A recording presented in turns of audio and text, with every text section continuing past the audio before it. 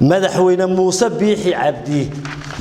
madaxweynihii qaranka weeye maxaa sababay inuu wasaaradda dhalinyarada iyo ciyaaraha uu yimaado oo uu yiraahdo go'aankan ha lagu dhawaaqo waxaan aaminsanahay in xaalad abuur ay jirto waxaan aaminsanahay in dagaal u dhaxeeyo madaxweynaha iyo beesha degta gobolka Hawd uu jiro madaxweynaha Soomaaliland maadaama uu maanta la dagaalamayo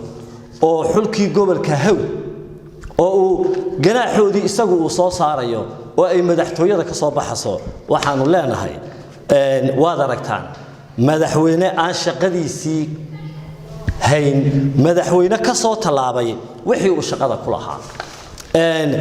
aniga fikirkayga ma ka noqoto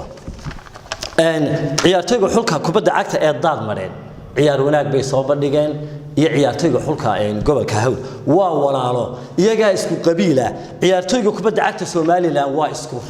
reer la ilaa sports weeye waa dad walaalo ah waxaan halkan runtii uga hambalyeynaya daad mareen oo runtii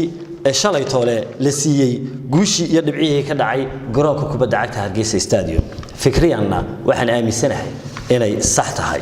garsoorka kubadda cagta dhexe ayaa go'aan qaadashada mar walba leh dhibaatadu haddaba waxa weeye shakhsiyaadka la ganaaxay dhowrka sano lagu ganaaxay wax maaha macquula xisbiga wadani ma aqbalayo go'aankan 5 sano ah ee la ganaaxay gobolka Hawd inuu ka maqnaado tartanka ciyaaraha gobolada Soomaaliland sidoo kale xisbiga wadani ma aqbalayo in muddo 4 sano ah la ganaaxo xulka gobolka Togdheer xiriirka kubadda cagta Soomaaliland shaqadan ma hayo wasaaradii dhalinyarta kubadda cagta Soomaaliland shaqadan ma hayso shaqadan waxa la wareegtay madaxtooyada Jamhuuriyadda Soomaaliland madaxweynuhu wuxuu la dagaalamayaa xulka iyo gobolka Hawd beesha degta waa madaxweynihii ugu horeeyay taariikhda kubadda cagta Soomaaliland gacantiisa ay ka soo baxdo ganaax lagu ganaaxayo